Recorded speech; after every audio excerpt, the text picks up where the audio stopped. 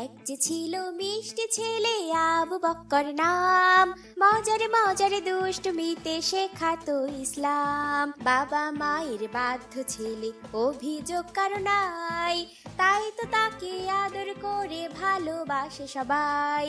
আবু বক্করের সাথে ইসলামের পথে। আর মাত্র কয়েকদিন পরেই কুরবানি, তোকে জবেও করবে। এখন তো তবুও তোকে দেখতে পারছি, কুরবানির পর তো তোকে আর দেখতে পাবো না তুলতুল।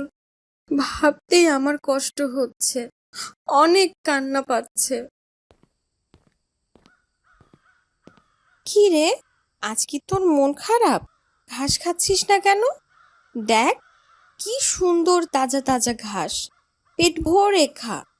না খেলে তুই আরো বড় হবি কেমনে? আরো বড় হবি, তারপর তোর ছোট ছোট বাচ্চা হবে, তুলতুলে বাচ্চা। কি মজা হবে বল। খা খা, সব ঘাস খাবি আজ। তোর কি মনে আছে তুলতুল, তুই কত ছোট ছিলি? তোর হবার পর তোর মাকে বিক্রি করে দিল আমার বাবা। তারপর তুই রাতের বেলা আমার কোলে ছেড়া ঘুমাতেই পারতিস না। তোকে গোয়াল ঘরে রেখে আসলে তুই দৌড়ে আমার কাছে চলে আসতিস। তোর কি মনে আছে তুই ছোটবেলায় অনেক তুলতুলে নরম ছিলি? আর এই জন্য আমি তোর নাম দিলাম তুলতুল।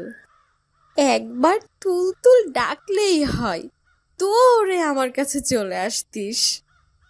আমার তো মা নাই, বোন নাই, ভাই নাই, তোকে আর বাবাকে নিয়েই তো আমার সংসার। তুই ছাড়া আমার এত কাছের আর কে আছে বল। তোকে অনেক ভালোবাসি রে তুলতুল। মা, মা গো, তোর তুলতুলকে যে একটু সাজিয়ে গুছিয়ে দিতে হয়। বাবা, তুলতুলকে কোথায় নিয়ে যাবে? আজকে থেকে কুরবানির হাট, ওকে বিক্রি করতে নিয়ে যাব।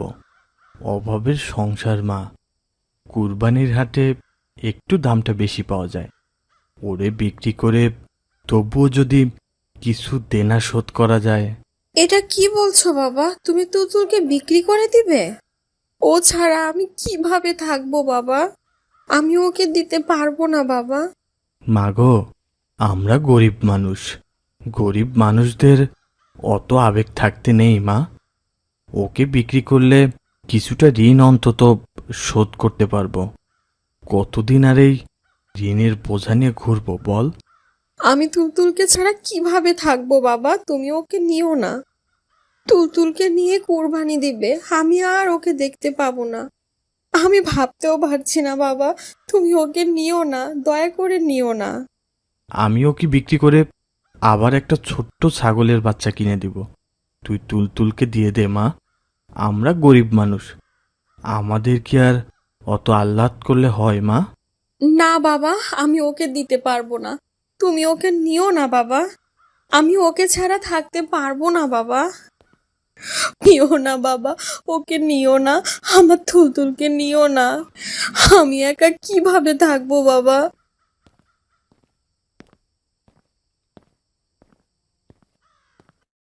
আবু বকর, বাবা আবু বকর, আসসালামু আলাইকুম বাবা। ওয়ালাইকুম আসসালাম বাবা। নিচে চলো, দেখবে আমাদের কুরবানির জন্য পশু কিনে এনেছি। তাই বাবা, এবার নিশ্চয়ই আরো বড় গরু কিনে এনেছো তাই না? না বাবা, এবার আমরা একটা ছাগল কুরবানি করব ইনশাআল্লাহ। খুব সুন্দর একটা ছাগল নিয়ে এসেছি। শুধু ছাগল? আব্দুর রহমানরা কত বড় গরু কিনে এনেছে, আর আমরা মাত্র একটা ছাগল কুরবানি করব বাবা। মান সম্মান থাকবে আমাদের? বাবা আবু বকর, কুরবানি দেওয়া কোনো মানুষকে দেখানোর জন্য না বাবা।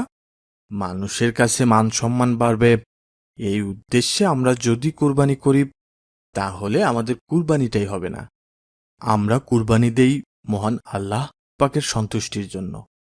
এই বছর আমার হাতে গরু কেনার মতো অত টাকা নেই, তাই ছাগল এনেছি। আল্লাহ পাক যেটা কুরবানির জন্য সামর্থ্য দিয়েছেন ওটাতেই আমাদের সন্তুষ্ট থাকা উচিত বাবা। আচ্ছা বাবা, আমি দুঃখিত, এরপর আর ভুল হবে না। চলো দেখে আসি আমাদের কুরবানির পশু কোথায় রেখেছো বাবা। যাও বাবা, বাসার নিচে বেঁধে রেখেছি, দেখো। আচ্ছা বাবা, আমি এখনই যাচ্ছি।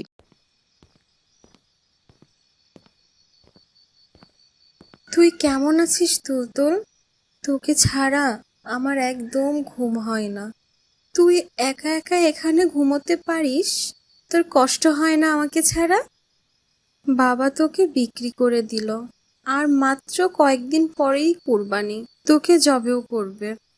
এখন তো তবুও তোকে দেখতে পারছি, কুরবানির পর তো তোকে আর দেখতে পাবো না তুলতুল। ভাবতেই আমার কষ্ট হচ্ছে, অনেক কান্না পাচ্ছে। এখন থাক তুলতুল, কেউ দেখে ফেললে আবার ঝামেলা হয়ে যাবে। আমি প্রতিদিন একবার করে এসে তোকে দেখে যাব।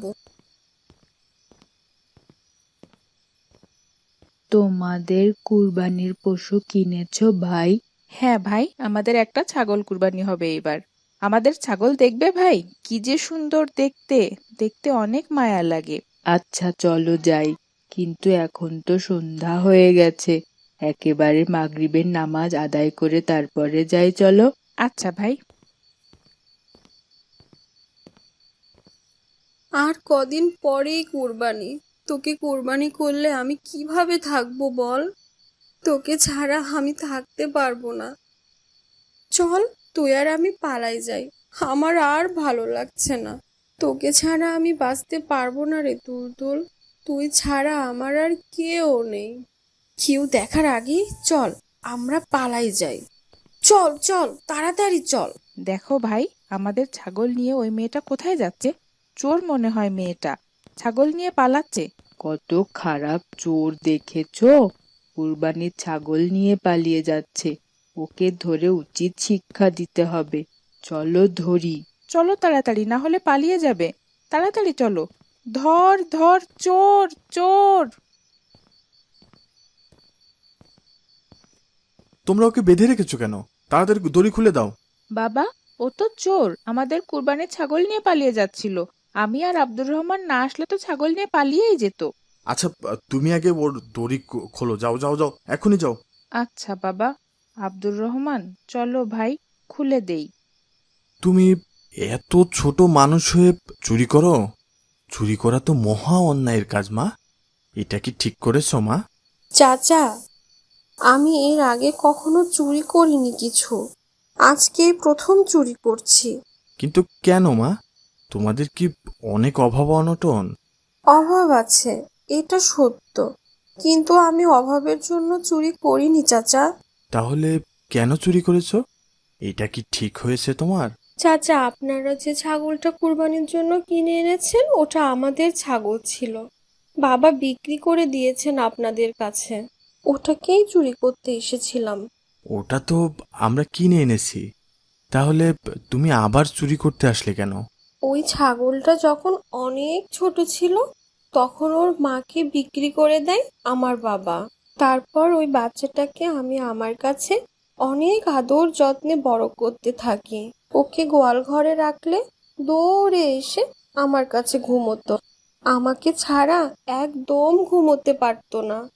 আমিও ওকে ছাড়া ঘুমোতে পারতাম না এক রাতও। আমি ওর নাম দেই তুলতুল। ও আমাকে এত ভালোবাসতো যে একবার তুলতুল বলে ডাকলে হয়, এক দৌড়ে আমার কাছে চলে আসতো যেখানেই থাকুক।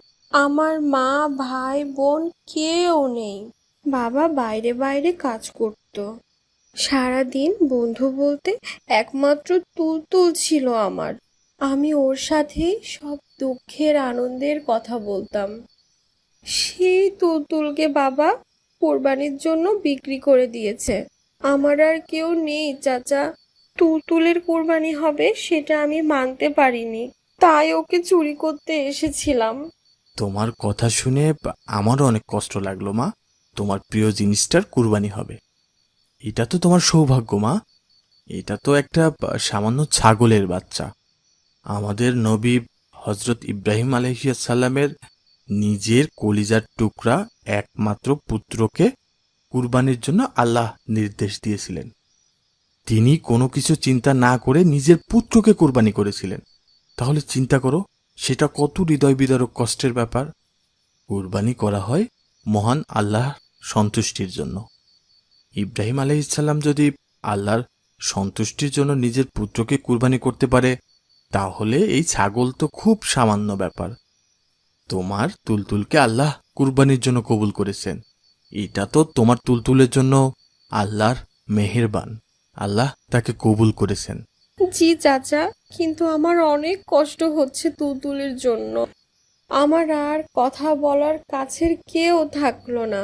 শোনো মা, যতদিন কুরবানি না হয় ততদিন তুমি আর তুলতুল আমাদের বাসাতেই থাকো, ওর দেখাশোনা করো, আর আল্লাহকে ওর কুরবানির কবুলের জন্য দোয়া করো মা। এটা তুলতুলের জন্য সৌভাগ্য, ও কুরবানির জন্য কবুল হয়েছে।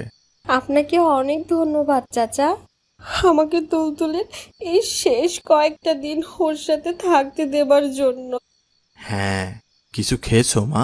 না চাচা। আবু বকর, তুমি ওর জন্য খাবারের ব্যবস্থা করো এখনই, যাও। আচ্ছা বাবা, আমি এখনই যাচ্ছি।